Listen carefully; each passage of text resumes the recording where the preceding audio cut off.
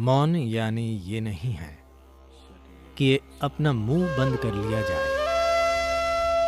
एक आयाम जो जीवन और मृत्यु से परे है उसे निशब्द कहा जाता है। ये किया नहीं जा सकता। आप ये बन सकते हैं। तो आप जितने भी शब्द बोल रहे हैं वही बातें 50% कम शब्दों के साथ कहने की कोशिश करें। अचानक आप हर चीज के प्रति बेहद सचेत हो जाएंगे।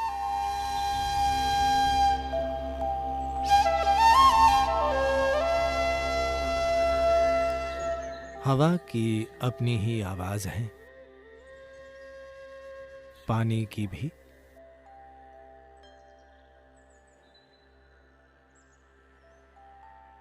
और धरती की भी है, और वाकई आकाश की भी है। सभी ग्रहों और नक्षत्रों की अपनी आवाजें हैं।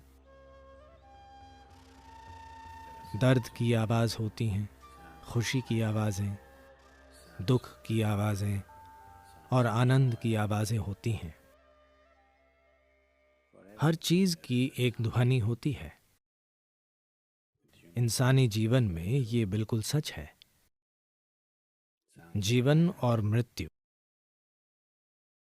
दोनों की ध्वनियां होती हैं। यहां तक कि मौन की ध्वनियां होती हैं।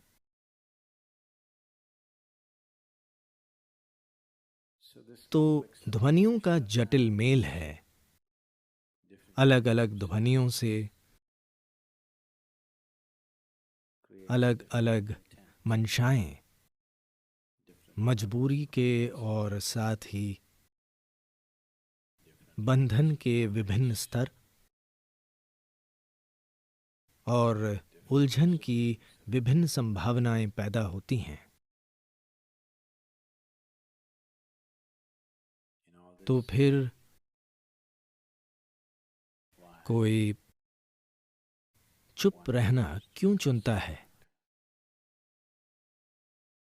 मौन जीवन को नकारने का तरीका नहीं है। मौन खुद को कुछ करने से रोकना भी नहीं है। मौन का संबंध मजबूरी से चेतनता की ओर बढ़ने से है। सभी ध्वनियां मजबूरी के अलग अलग रूपों और आयामों का ही एक रूप हैं। जब कोई सचेतन होना चुनता है और मजबूर करने वाली चीजों से दूर होना चाहता है, तो वो स्वाभाविक रूप से चुप रहना चुनता है। Silence does not mean shutting your mouth silence, plugging your ears silence. मौन यानी ये नहीं कि अपना मुंह या अपने कान बंद कर लिए जाएं। आप मौन में गा सकते हैं, आप मौन में नाच सकते हैं, आप मौन में बोल भी सकते हैं, आप मौन में चिल्ला भी सकते हैं। कोशिश न करें।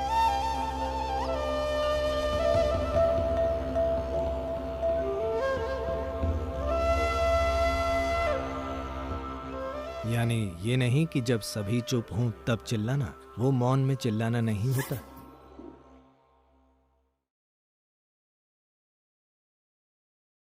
क्योंकि ध्वनि सतह पर है, मौन बुनियाद है। सिर्फ सतह की ध्वनि पैदा करती है। देखिए, पानी सतह से टकराता है और आवाज आ रही है। गहराई में कोई आवाज नहीं होती। जीवन ऐसा ही है। सतह पर ध्वनियों का एक बहुत ही जटिल जाल है। ध्वनियों का चक्रव्यूह है। पर मूल में कोई ध्वनि नहीं है। अंग्रेजी भाषा में नो साउंड के लिए कोई शब्द नहीं है। हम इसे निशब्द कहते हैं। इसका अर्थ है ध्वनि बिल्कुल न होना, ध्वनि का पूर्ण अभाव। ध्वनि न हो तो प्रतिध्वनि भी नहीं होगी, प्रतिध्वनि नहीं होगी तो जीवन नहीं होगा, जीवन के नहीं होने से सृष्टि नहीं होगी, सृष्टि न होने का अर्थ है सृष्टा भी नहीं होगा। तो एक स्थान जो सृष्टि और सृष्टा से परे है, एक आयाम जो जीवन और मृत्यु से परे है, उसे निशब्द कहा जाता है।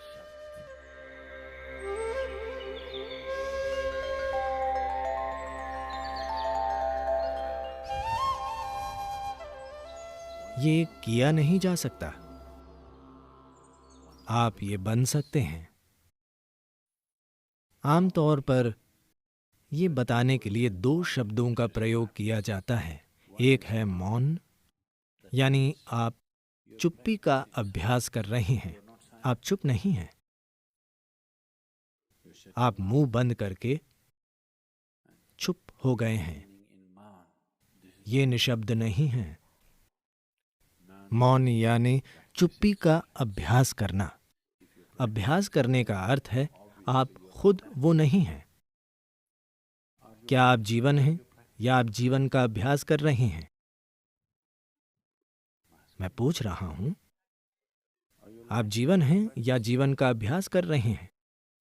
अभ्यास नहीं, आप जीवन हैं। शायद अभ्यास अच्छा नहीं है, पर आप जीवन हैं। इसी तरह मौन का अभ्यास करने और मौन होने में अंतर है। मौन का अभ्यास एक नियम की तरह शुरू होता है, पर धीरे धीरे मौन का अभ्यास करते हुए आप शायद मौन हो जाएं। तीव्र गतिविधि में भी कोई चुप हो सकता है, पर हमेशा तीव्र गतिविधि करना संभव नहीं है। तीव्र गतिविधि के पल सिर्फ पल होते हैं, कोई भी उन्हें बनाए नहीं रख सकता। आप थक जाएंगे। अगर आप इसे बिना कुछ किए पा सकें, तभी ये टिकेगा। अगर सिर्फ तीव्र गतिविधि से ही ऐसा हो पाए, तो ये कभी नहीं टिकेगा। गायन के बहुत तीव्र और आनंदमय क्षण में कोई व्यक्ति मौन बन सकता है या उसे चख सकता है, पर यह कब तक टिकेगा? आपका गला फट जाएगा और आपके पड़ोसी आपको पीटेंगे। संभव है। तो मौन होने या बन जाने की इस संभावना का एक अर्थ है स्थिर हो जाना, पूरी तरह से स्थिर हो जाना। स्थिरता कई तरीकों से पाई जा सकती है। एक सांप भी स्थिर होता है, एक बाघ भी शिकार करते हुए स्थिर, चौकन्ना पर बिल्कुल स्थिर।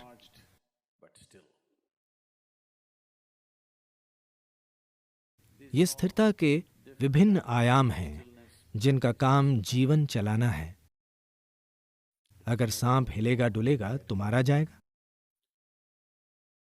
अगर शेर स्थिर नहीं रहेगा तो उसे भोजन कभी नहीं मिलेगा। ये जीवन चलाने की चीजें हैं। हमें जिंदा रहने के लिए कुछ करना जरूरी है। जब इंसान की नजर जिंदा रहने से परे की चीज पर पड़ती है, तभी वो स्थिरता के बारे में सोचेगा। तब वो समझेगा, खुद को देखकर वो अपनी मजबूरियों की जटिलता देखता है। तब समझता है कि इसका एक ही हल है, स्थिर होना। इस शरीर को और इस मन को स्थिर करने के लिए कुछ कोशिश जरूरी है। Take some effort. अगर कोई बस आनंदित है तो वो स्थिर हो जाएगा, वरना उसे कदम दर कदम काम करना होगा इस शरीर को बिल्कुल स्थिर करने के लिए।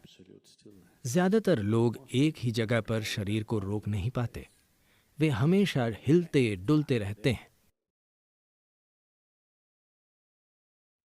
All the time in moment.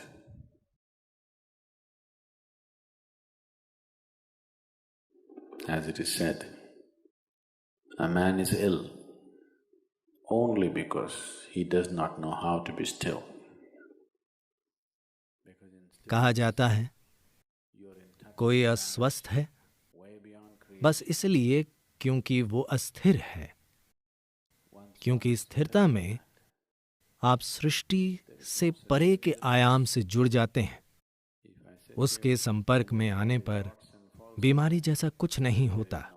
मेरे यहाँ बैठ बैठ अगर शरीर सड़कर गिर जाए तब भी बीमारी नहीं होगी।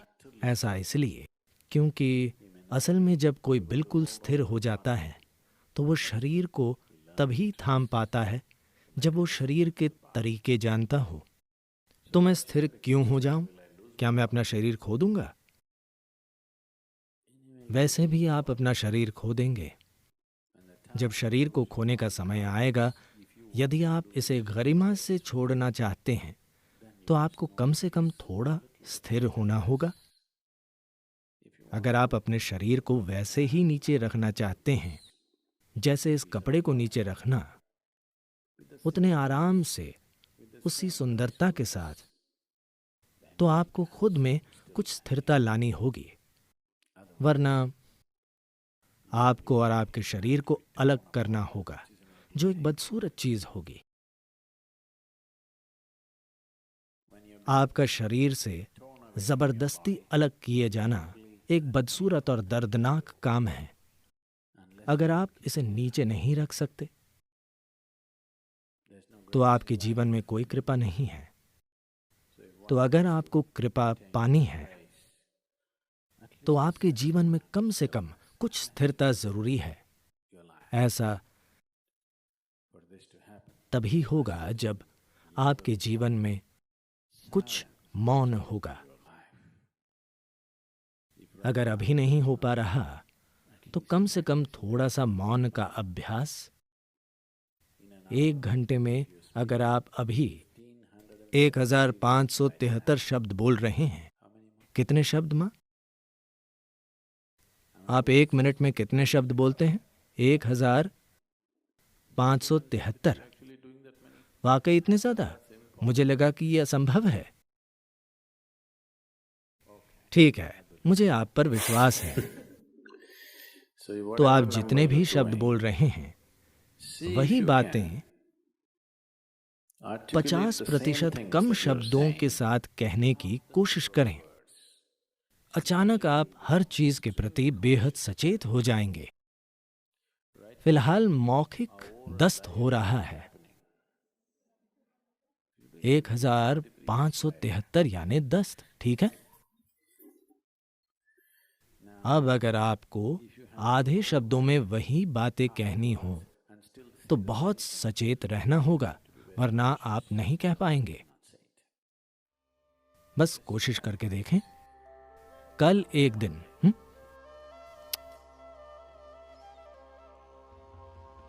1 घंटे में आमतौर पर आप जितने शब्द बोलते हैं उसे आधा कर दें। अपनी गतिविधियां कम न करें, वही बातें कहें, लेकिन आधे शब्दों में पूरी दुनिया कितनी अच्छी हो जाएगी।